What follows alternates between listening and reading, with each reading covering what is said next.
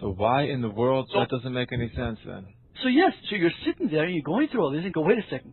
This guy was supposed to have been the guy behind the IRA. He was the main financer of the IRA. You would think the UK government, the London government, would be happy to get rid of the guy.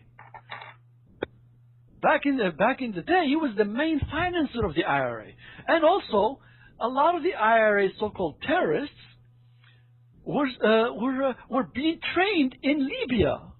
And Libya has these paramilitary bases that have trained practically every quote-unquote freedom fighter, terrorist, however you want to see it, around the world. Everything from the Moral Liberation Front in the Philippines to the Sahara Polisario terrorists to the takeover of Chad to Palestinians during the heyday when their cause was completely spoiled by this guy, by Gaddafi, because of his support and his corruption of the Palestinian freedom fighting movement, because he was providing funding and training, but of course he was also basically corrupting their freedom fight.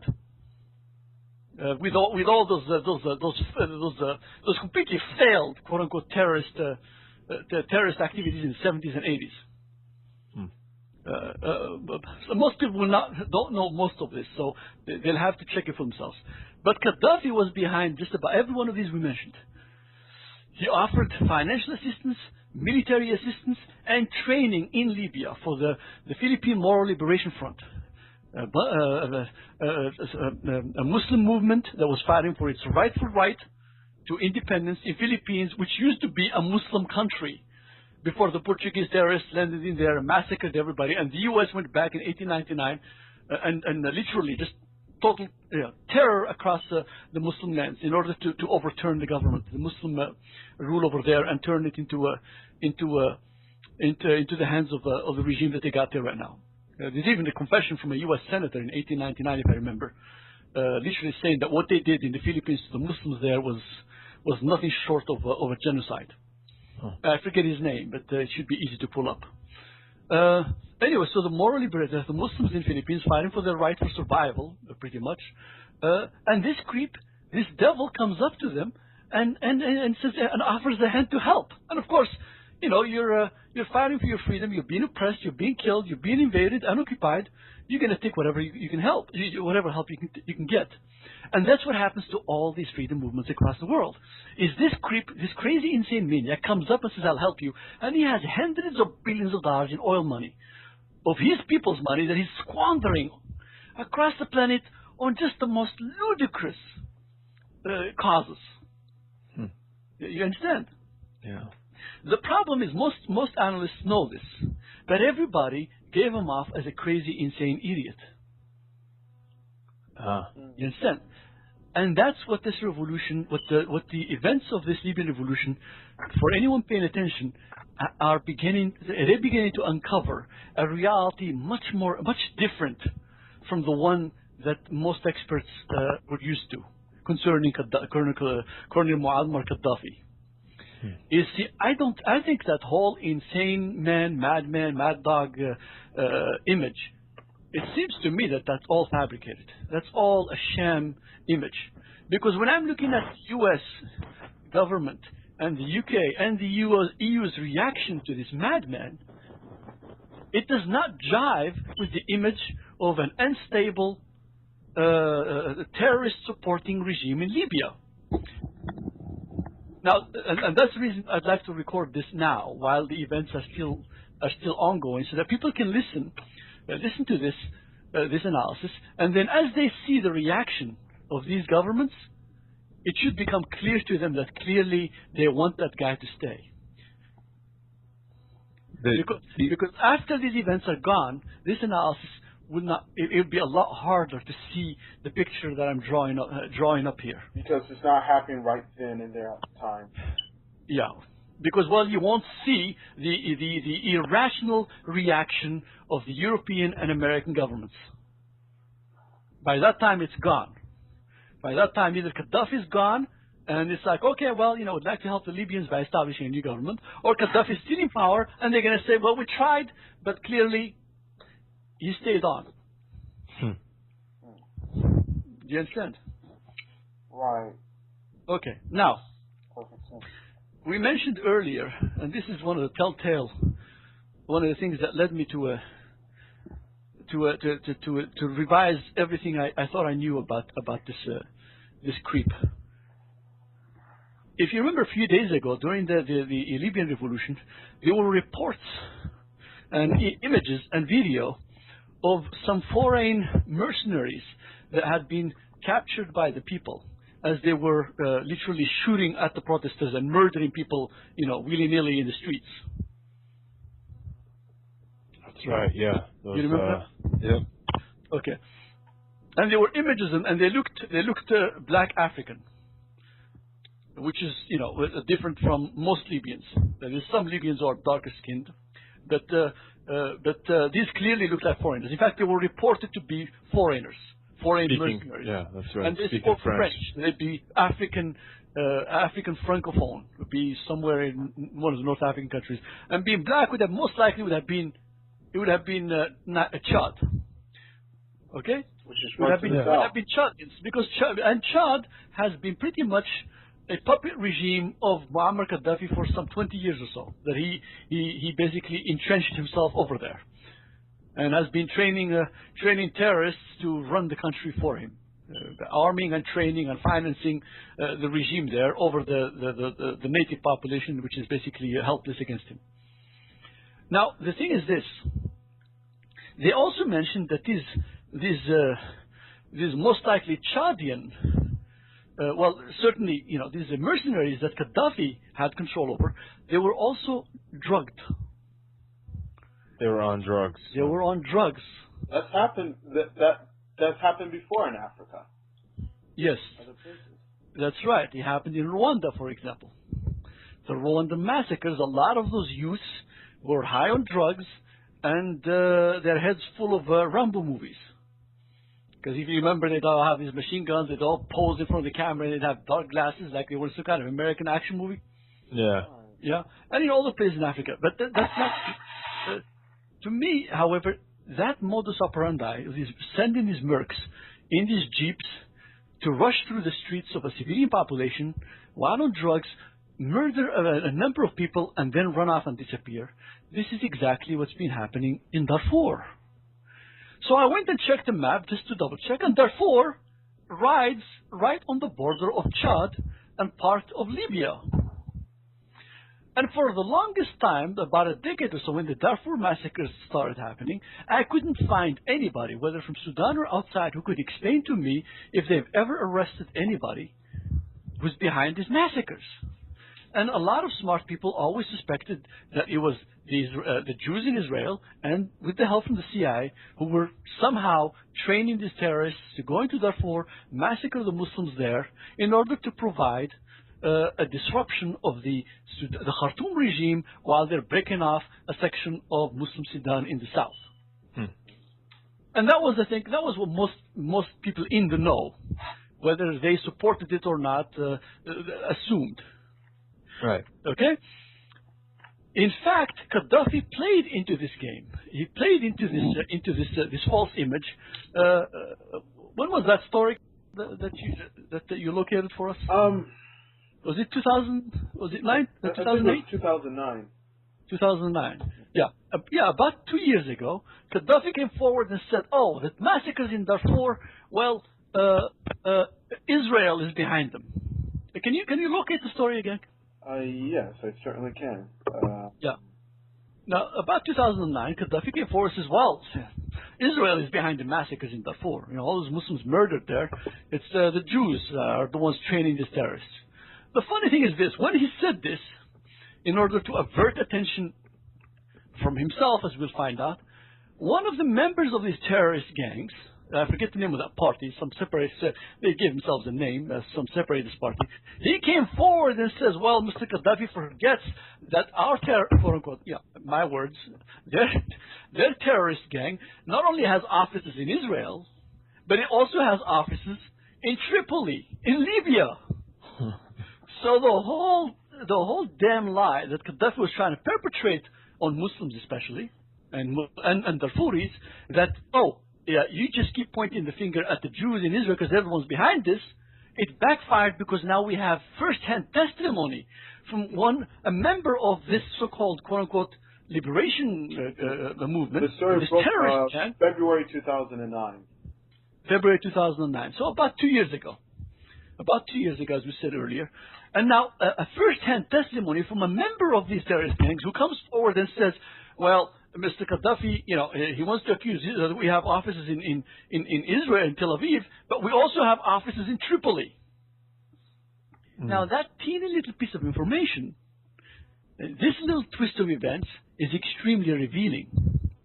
And so when I asked you, Kamal, to go and check into this, and you found that story and sent it to me, it added to the trend of thought that I was going through before. My first suspicion, when I first heard and I first saw those one of those mercs shot dead by the Libyans, and they mentioned that they were on some kind of drug cocktail, it just set off alarm bells in my head.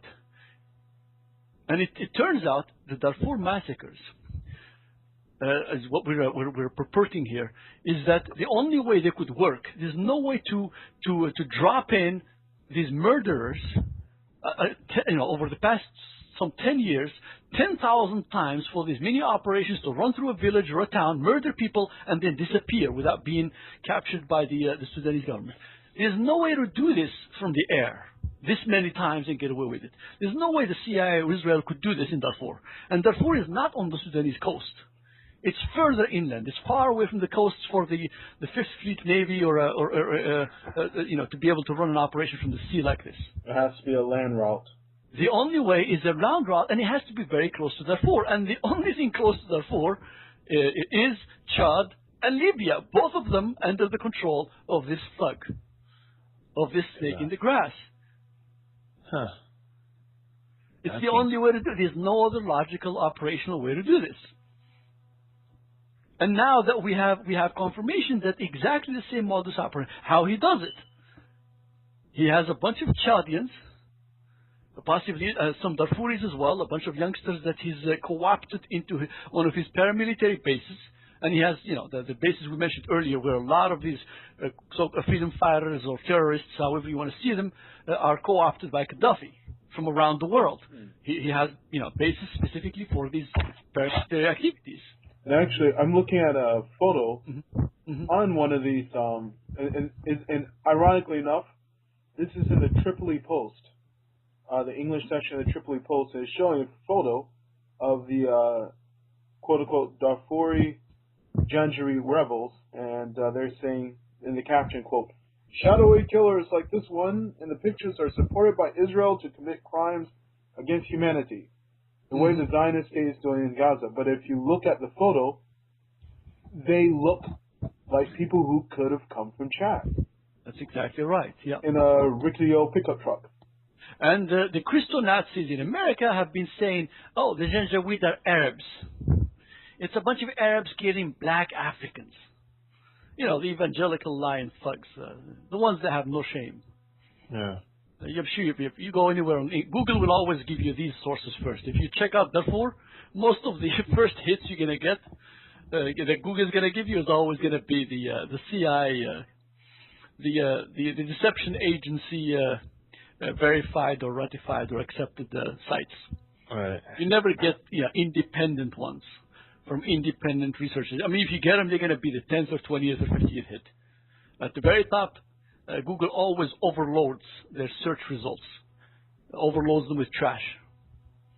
If you do a search for Islam, for example, you're gonna get sectarian stuff, the 1%ers, Ismaili sites, Baha'i sites, Qadiani sites, Ahmadi sites. You don't get the 99%, the Sunni, majority Muslim sites. If you get those, they're gonna be the 5th, 6th, 7th, 10th, 20th result. The top ones are always gonna be the 1%, the corrupting sites, the lies. And it's funny how Google does this. You don't get the busiest sites. Normally, you would get the busiest sites, the ones that are visited by, the most number of 99% of the Muslims, the 1.6 billion. Instead, you get the ones that are visited by 0.1%. Right, and, right. Yeah, and they're given out there. So this is, of course, all to disrupt and corrupt. And unfortunately, there are not too many powerful alternative search engines. The few that are out there, they're not as powerful as Google. The person who made that statement was Abdul Wahid An-Nur, who's supposedly the leader of one of the factions of the Sudan Liberation Movement, and he was the one who responded to those claims of Gaddafi by saying, quote, basically saying that his SLM faction also has offices in Libya too, but, quote, no one said that Libya was provoking the war or that we're agents of Tripoli, unquote. Yeah. So what does that mean? I mean, what does that tell you? That they have an office in Tripoli and an office in Tel Aviv and in Tel Aviv. Now, who has hundreds of billions of dollars to squander without answering to the people? Israel or Gaddafi? Definitely Gaddafi. The Jews have to go beg for money to America just to make ends meet in their crappy little state. Gaddafi, he's got a population of 6 million, and he's got oil coming out of his ears, Muslim oil that he's eating, literally hundreds of billions of dollars in money that he's just thrown around left and right. And now the thing I'm trying to say here is this guy. What's revealing about the latest events of the Egyptian revolution and the tepid reaction of the so-called pro-democracy governments of the world, of the EU, UK, France, the United States, Canada, Germany, is that their reaction was stronger against Mubarak and asking him to leave than it's been against Gaddafi. Yeah, it's been nothing against Gaddafi. Okay, Nothing. Gaddafi, they're giving the man a chance to take back the country through genocide. They're still talking of him as the legitimate government of Libya. That he's bad, that he shouldn't violate the human rights, but he's still the government. So the question is, what's going on? Because they have something to lose Exactly. if he's not there. This spiritual monster, the image of a madman, is nothing but that, an image. He's been collaborating with these bastards since day one.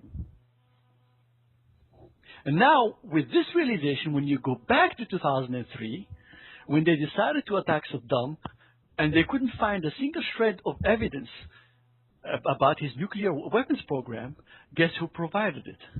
When all the other lies fell apart about the aluminum tubes, the mobile labs, about the Nigeria uranium yellow cake trade, guess who finally came through and provided the evidence that Saddam has a nuclear weapons program?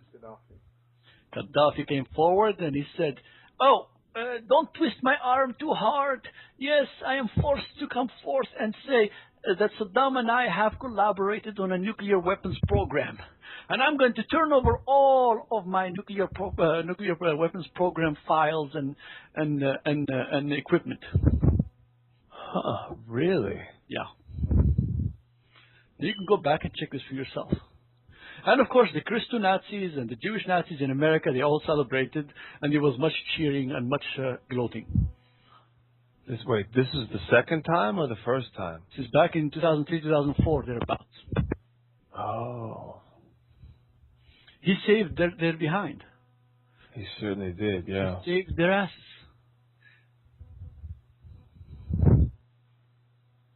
And all that grandstanding and all that arrogance against the imperialists, the spiritual bastards who had done more for these corporatist SOBs than what's his name, than George Soros has done. Yeah. Than Rockefeller.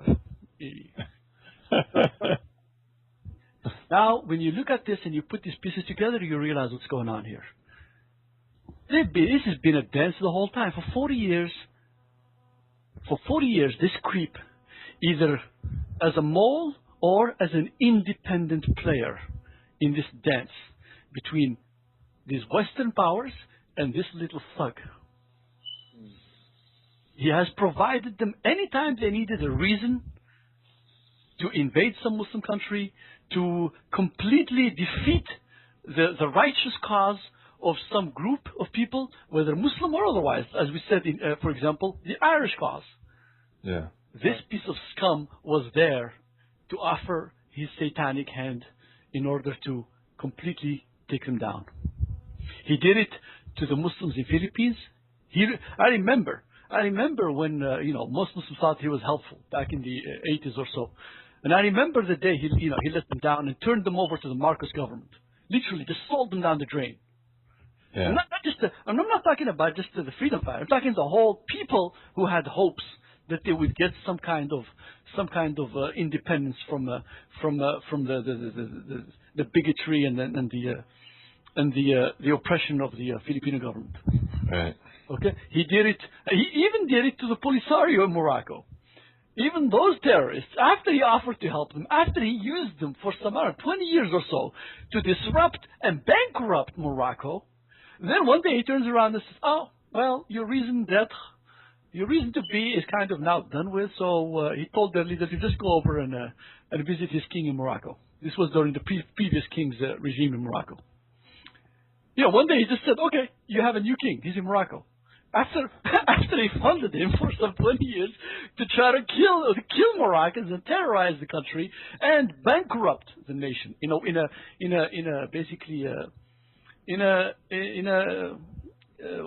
war of pretty much attrition, of economic attrition. I'm sorry, I interrupted. Yeah, no, go ahead. Why did Gaddafi have his sights set on Morocco? As far as interfering with Mauritania, Morocco, and Western Sudan, why was he targeting? That's exactly the point. This creep has basically defeated any real economic independence movements in North Africa. He has kept Morocco back, fighting a useless war in the south. He has done it to Sudan with Darfur. He has done it to the Muslims in Philippines. He has done it to the Irish in Ireland. Are you getting to see what I'm saying here? This is a huge pattern. It's more nefarious than most people can imagine. The problem is you don't have enough imagination to reach the amount of evil that this creep has been performing around the planet. You have to expand your scope of evil. And all the while looking like he's an idiot. Looking like he's an ineffective imbecile. An insane one. Yeah. So the whole world has been underestimating him from day one. Yeah. They're not underestimating him, misestimating him. It's just you're thinking of it the wrong way. Now everybody knows he's capable of murder. All the analysts know that he's a murderous, spiritual monster. But they didn't understand that he was. What's the word I'm looking for? A strategic. There was logic. How is this? What's that expression they use? Method. There is method to the madness. That's exactly it. The method behind the madness. And that's why these corporate SOBs, these corporate slaves in the UK and EU and the US, they don't want him to go. They need the SOB, the son of the bitch of Babylon. They need him like, how should I say it? They need him like the flowers need the rain. Yeah, exactly. They need him like a partner needs a dance partner. Yeah. They can't dance without a creep like this. You understand? Right. Oh, yeah. Now, Okay, now back again to discussion about legitimacy of governments and legitimacy of revolutions against governments. In the Declaration of Independence, it's actually making an Islamic juridical argument. The points that the way it sets out the argument why the American revolutionaries had the right to throw off the king and declare independence, the points that are right out of Islamic law. We mentioned a couple of legal precedents in Islam from the Prophet Muhammad, peace be upon him. And the other one, there's another one. The Prophet peace be upon him says, if you elect a leader, and then another one comes to question it, or to try to take over, the Prophet says, kill the second. Right. You understand? Means if we appoint Mr. X as our leader, and then Mr. Y comes along and says, well, I don't accept him, I should be the leader. Now, the we means the majority, the people. If we, the people, have chosen so-and-so, and some other creep comes and wants to usurp power after we've elected our government, the Prophet makes it, in unequivocal language, he says, kill the second. Now, the reason for this unequivocal and harsh language is because if we don't stop that second one, now typically the second one is going to have his own gang. You get it? His own tribe. There's going to be a group of people behind him. Right. Not a large group, but enough that if they're not stopped right at the beginning, it would end up, instead of one creep dying, it would end up into a civil war that would end up with hundreds of thousands of people dead, possibly more. You understand? Yeah. So the rules of law, the rules again about leadership, are well laid out in Islam, and they're very sharply laid out. That it's not a game. It's not something to take lightly. And some of the honest scholars in Islam are starting off with these legal precedents from Islamic law if they come for or against revolutions in Islamic societies. But however, if the majority of the people do not accept someone to be their leader,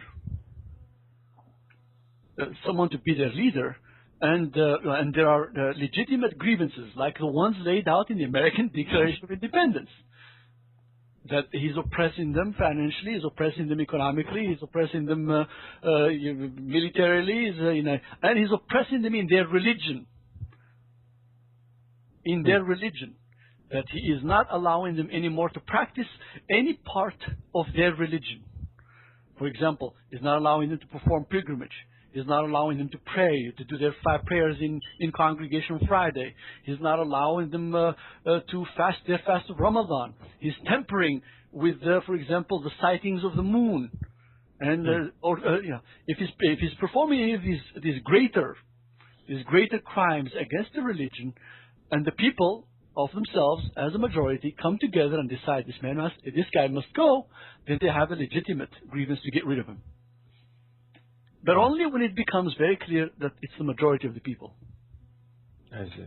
Okay, and of course this, we didn't call it democratic, but this is even more than democratic. This is consensus politics, which is beyond just some votes. Right. This is truly from the people. Yes, truly of the people, for the people, by the people. Now, in that case, then the people, yes, have a right to rise up and remove that tyrant or whatever. The tyrant, an oppressor. But as long as it's the majority, and as long as it will not lead to civil war, that's the thing. That's the other aspect of this, because there are hadiths, there are legal precedents, but they come in the form of prophecies. There are statements of the Prophet peace be upon him in the form of prophecies about the future, about the very time we're living through, where the Prophet peace be upon him says that there will be. He actually outlines the history of the Ummah, and he says first you're going to have ruled by prophethood, means his own rule, peace be upon him. Then they shall be ruled by the Khulafa, the caliphs, and it would be a righteous rule. Then after that there will come leaders, kings who they're tyrannical, but they're good tyrants. Well, somewhat. They have good and bad. And then after that come oppressive, tyrannical leaders, like the ones we see in the Muslim world today, from Mubarak to to Gaddafi, to the one in practically every Muslim country. And the prophecies continue describing this last stage, that there shall be certain types of strife or tribulation where basically Muslims go against each other, where Muslims' neighbors start killing each other. And at that time, the Prophet peace be upon him says it's best to remain at home, basically not join any one of these factions. Right. And the reason we can surmise is because all of these are minorities. Each one of these factions doesn't constitute a majority, and each one of them is just demanding power for political purposes, where basically it's just power mongering. They're not really seeking to help or to construct, but they're just seeking power. And the Prophet peace be upon him says that it's at a time when basically, and all the prophecies describe that time as a time when, a neighbor kills his neighbor and a brother kills his brother. And the Prophet peace be upon him continued, and he said, and both of those are in the hellfire. Meaning neither of them is on the right. Meaning both of these who participate in this kind of civil war, none of them is about right. That all of these people, they're just about some kind of they're on some kind of selfish pursuit of power, or a selfish pursuit of resources. That each one of them wants to gain the upper hand over the resources of the ummah, whether it's oil or minerals or land, whatever it is that they seek after. I haven't organized all the ideas, but this is the legal space within which these revolutions, these power games take place.